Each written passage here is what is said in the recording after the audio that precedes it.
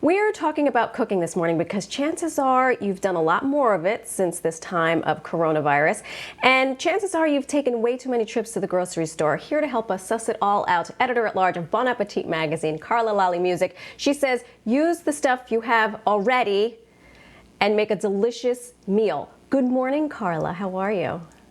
I'm great. Thanks for having me. Absolutely. You have a bright, airy, sunny kitchen, which is exactly what I expect from the editor-at-large of Bon Appetit magazine. I want to start with bread.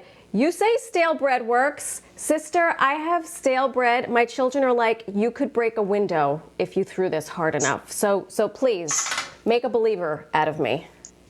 Stale bread galore. So I definitely believe right now in buying the best loaf of bread that you can. Bread that has a nice sturdy crust is going to hold up longer.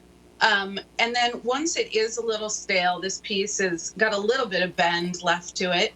You can really just douse it, sprinkle it in with water, and either in slices like this, toast it. It will totally come back to life. You're just replacing the moisture that evaporated. Or if you have a bigger piece of bread like this, actually run it underwater for a couple seconds and then put it into a 350-degree oven. It will totally come back to life.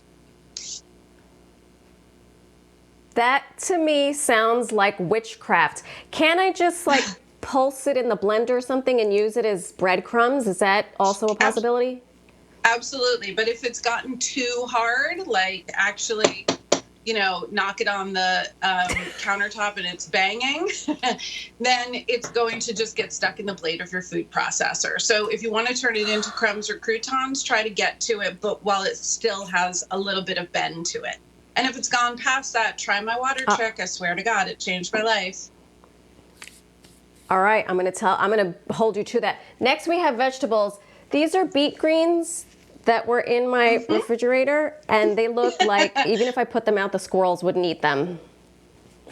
It's possible, although beet greens are one of the leafy greens that take really well to braising and long cooking.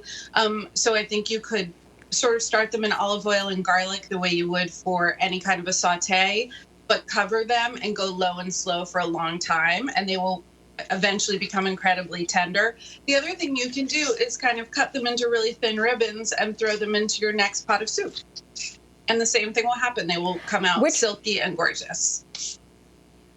Which brings me to my next point, which is save all of your scraps, because now is the time that you could be adventurous and make a homemade stock. So tell me about that. Yeah, so I also have some fabulous looking leek tops that I saved. I think that in this time of being at home, not wanting to shop very often, one of the key things that you can do is just not waste anything. So your vegetable scraps and trimmings, your mushroom stems, your leek tops, the last half of an onion, tuck all of those into the freezer into a Ziploc bag. And then when you have enough of them, you can make a really great vegetable stock, or say that you roasted a chicken and you have the carcass, add the bones, add your vegetable trimmings, cover with a few inches of water, cook it for an hour and a half, 2 hours, and then strain it. And then that is... And there you have it. Absolutely.